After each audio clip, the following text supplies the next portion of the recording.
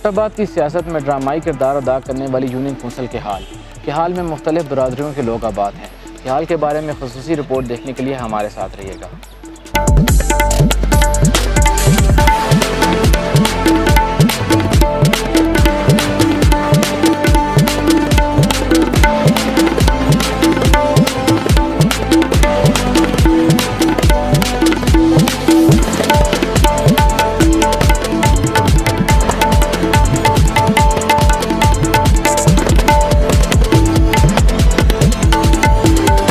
ناظرین، میں ہوں آپ کا میزبان شاہزیب خان جدون اور آپ دیکھ رہے ہیں ہزارہ کا سب سے بڑا web channel voice of Hazara.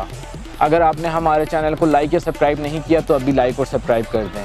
ناظرین، آج ہم آپ کو بتائیں گے بھی اور دکھائیں گے بھی یونین کونسل کے حال اربن کے بارے میں۔ یونین کونسل کے حال اربن، جو کہ صوبائی اسمبلی الیکشن میں بہت اہم کردار ادا کرتی ہے۔ یونین کونسل کے حال اربن نے مشتاق احمد غنی کو 3 بار خیبر پختونخوا اسمبلی تک پہنچنے میں بہت اہم کردار ادا کیا۔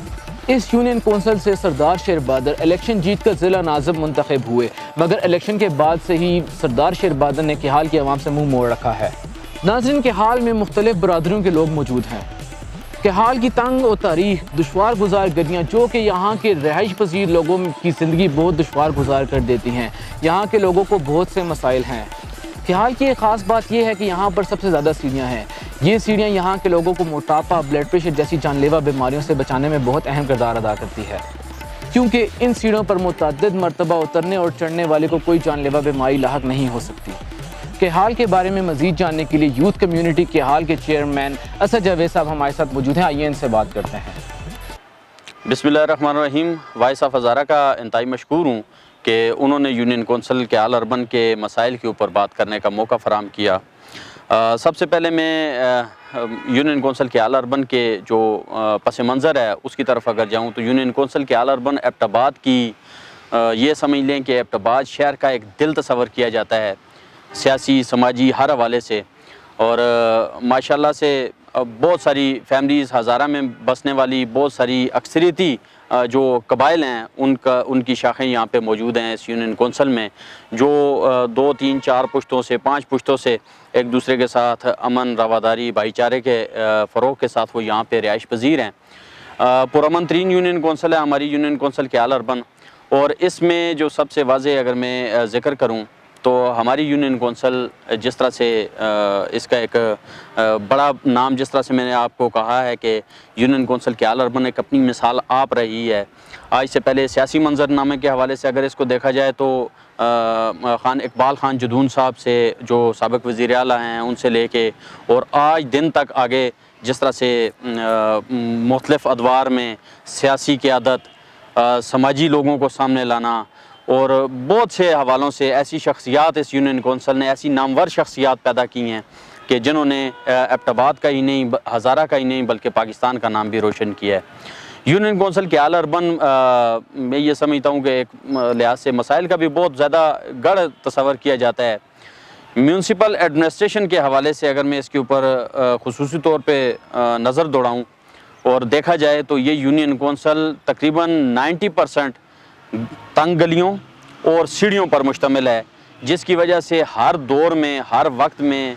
کوئی بھی دور حکومت آئے، کوئی بھی حالات ہوں، یہاں پہ سب سے جو بڑا مسئلہ دیکھنے میں آتا ہے وہ صفائی کا ہے، کیونکہ اب تو چونکہ واسا ہے اور ان کے عملہ بہت تندہی سے کوشش کر رہا ہے اپنی بھرپور، لیکن اس کے باوجود یہاں کے مسائل اس کے حوالے سے کم نہیں ہوتے نظر آ رہے۔ وارڈ نمبر 12 فاروق اعظم ملا سے لے کے ملا عثمانیہ سے لے کے اگر آپ دیکھ لیں،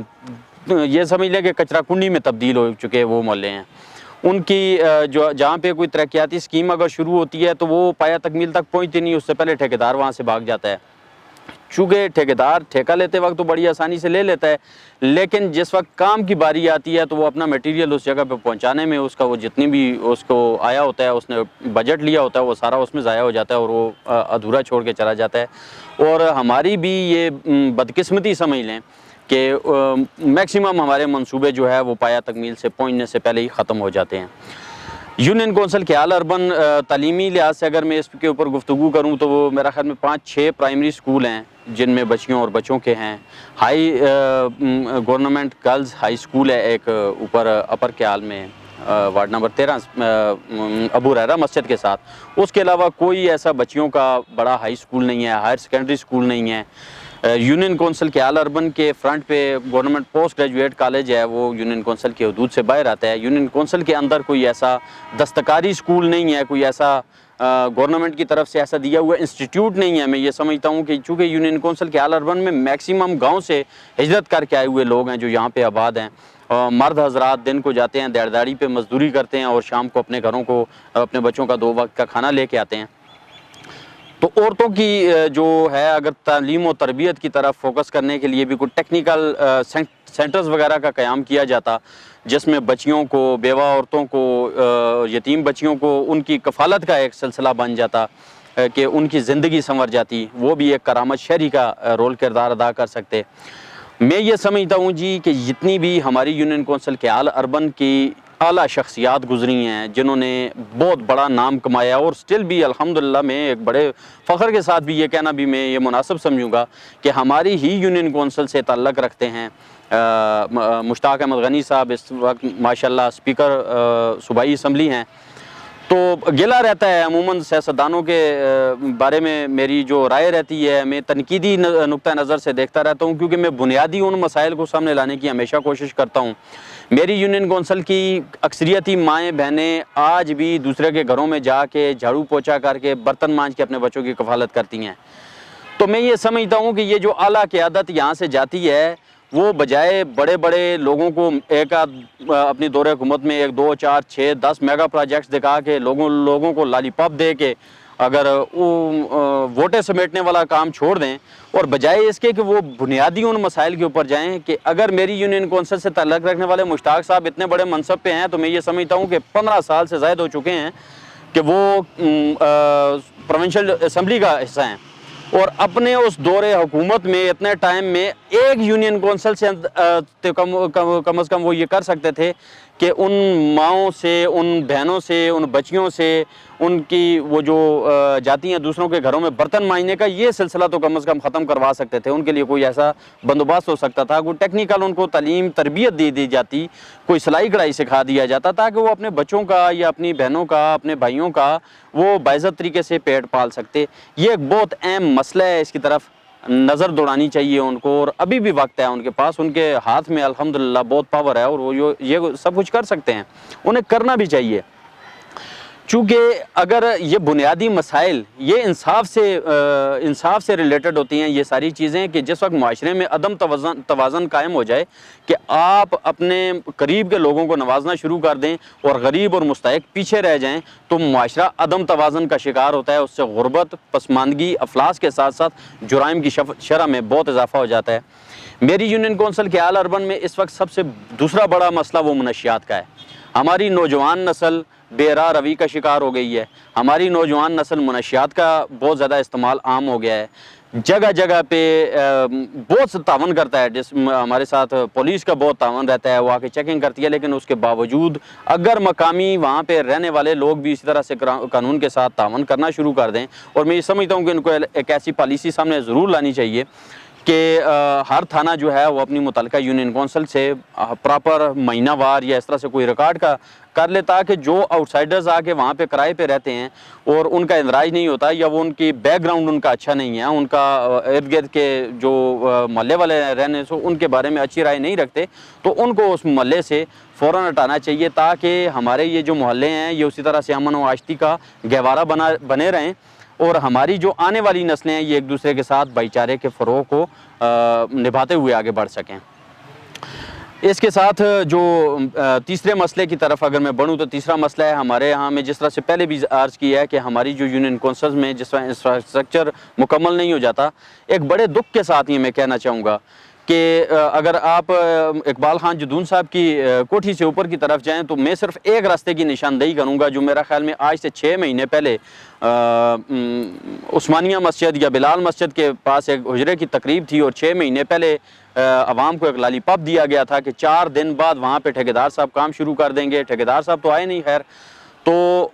وہ اس سے ملحقہ اوپر اگر اسلامیہ اسکول والی گلی کو دیکھ لیا جائے تو اس کو جس وقت اکھاڑا گیا آج سے 6 مہینے 4 مہینے پہلے اس کو نئے طریقے سے بنایا گیا، اس کے اوپر گورنمنٹ کا، میرا اور آپ جیسی عوام کا ٹیکس کا پیسہ لگایا گیا اور اس کا ان گلیوں کو مکمل کیا گیا۔ ابھی پھر نئے سرے سے ان کو پائپوں کے لیے اکھاڑ پچھاڑ وہاں سے دوبارہ شروع کر دی گئی ہے اور بڑے پائپ ڈالے جا رہے ہیں۔ میں یہ سمجھتا ہوں کہ یہ ناقص حکمت عملی ہے، نااہلی ہے یہ، کہ اگر بہترین حکمت عملی سے کام کیا جائے تو اتنے ہی بجٹ میں ایک ہی مرتبہ لوگوں کی سہولیات کو، ان کی ضروریات کو بھی مد نظر رکھتے ہوئے یہ ساری چیزوں کو مکمل کیا جانا چاہیے، تاکہ مزید آگے کسی دوسرے محلے کا، کسی دوسری گلی کا کام ہو سکتا تھا۔ شرح خواندگی کے حوالے سے اگر میں گفتگو کروں تو یونین کونسل کے اعلیٰ اربن، جس طرح سے ایبٹ آباد شہر کو چناروں کا شہر کہا جاتا ہے، تعلیمی اداروں کا شہر کہا جاتا ہے، اسکولوں اور کالجوں کا شہر کہا جاتا ہے، تو کیا حال یونین کونسل کے پراپر جو رہنے والے آبائی لوگ ہیں وہ تعلیم کی طرف ذرا کم توجہ دیتے ہیں بنسبت اس کے کہ جو دیہی علاقوں میں ہمارے جو اسٹوڈنٹس ہیں، طلباء و طالبات، ہماری بہنیں ہیں، وہ دور دراز علاقوں سے پڑھنے کے لیے آتے ہیں تو ان کا فوکس ہوتا ہے اس کے اوپر۔ قریب ہے ادارے شہر کے اندر ہیں تو اس لیے زیادہ توجہ نہیں دی جاتی،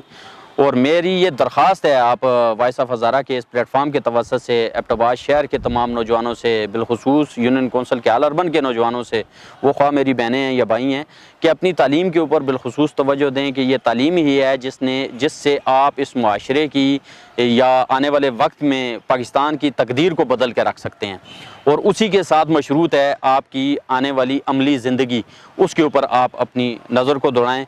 تو نوجوانوں کے حوالے سے جس طرح سے میں نے پہلے بھی کہا کہ ہماری یونین کونسل منشیات کا گڑھ بنی ہوئی ہے، دیگر مسائل کا گڑھ بنی ہوئی ہے، تعلیم کے اوپر فوکس دیں، اپنی یہاں پہ کھیلوں کے میدانوں کو آباد کرنے کے لیے صوبائی گورنمنٹ کو چاہیے۔ اسپیکر صاحب سے بالخصوص میری یہ مطالبہ ہے میرا ان سے کہ ایبٹ آباد شہر کے اوپر بڑے بڑے لوگوں کو، وہ میں سیدھی اگر عرف عام میں بات کہوں تو یہ میں تنقید کی زد میں نہیں کہہ رہا ہوں، اتنے بڑے بڑے لالی پاپ نہ دیں سر، یہ ایبٹ آباد شہر کی آبادی کو کیوں آپ شوگر کا مریض بنانا چاہ رہے ہیں؟ تو بہتر یہ ہے کہ آپ عملی طور پہ تھوڑے پروجیکٹ کریں، تھوڑی 30 لاکھ کی اسکیم کے اوپر 1.5-2 ارب روپے کا اعلان کر کے چلے جاتے ہیں تو لوگ بھی خوش ہو جاتے ہیں، ان کو بھی ذرا تسلی ہو جاتی ہے اور آپ کے بھی 4 مہینے آرام سے گزر جاتے ہیں، لیکن یہ پراپر مسئلے کا حل نہیں ہے۔ ہمارے شہر میں غربت ہے، پسماندگی ہے، لوگ بیوہ اور یتیم عورتیں ہیں ہماری، ان کے بچے ہیں چھوٹے چھوٹے، ان کے اوپر ان کی زندگیوں کو سدھار کرنے کے لیے بھی کوئی ہونا چاہیے۔ کرونا کے اس لاک ڈاؤن کے دوران یوتھ کمیونٹی ایبٹ آباد نے جو تعاون کیا، دیگر جو تنظیمیں ہیں انہوں نے تعاون کیا، ان میں جو ڈیٹا ہمارے سامنے آیا، میں صرف ایک یونین کونسل کے اعلیٰ اربن کی اگر میں بات کروں تو کوئی گلی ایسی نہیں، اور ایک گلی میں 10-10 20-20 گھر خدا کی قسم ایسے ہیں کہ جن گھروں میں 2 وقت کا کھانا آج بھی میسر نہیں ہوتا۔ ہمارے ساتھ لسٹیں، اگر کوئی مخیر حضرات ہم سے ڈیٹا لینا چاہیں اور ان کی امداد کرنا چاہیں تو الحمدللہ ہم ان کے لیے ہر وقت حاضر تابعدار ہیں، اور کوشش ہماری یہی ہے کہ ان لوگوں کو کمپنسیٹ کیا جائے۔ صوبائی گورنمنٹ سے ہمارا یہ درخواست ہے، اسپیکر صاحب چونکہ ہم ایک محلے سے رہنے والے ہیں تو میں مطالبہ کروں گا ان سے کہ خدا را اپنی یونین کونسل کے اوپر بھی تھوڑا فوکس کریں، اس کے بنیادی جو مسائل ہیں ان کو ختم کرنے کے لیے مین کردار ادا کریں۔ تو وائس آف ہزارہ کا میں آخر میں انتہائی شکریہ ادا کرتا ہوں کہ انہوں نے اتنا قیمتی وقت نکالا، یہاں پہ آئے اور یونین کونسل کے اعلیٰ اربن کے مسائل کو اجاگر کرنے کے لیے ہمیں بات چیت کرنے کا موقع دیا۔ بہت بہت شکریہ جی۔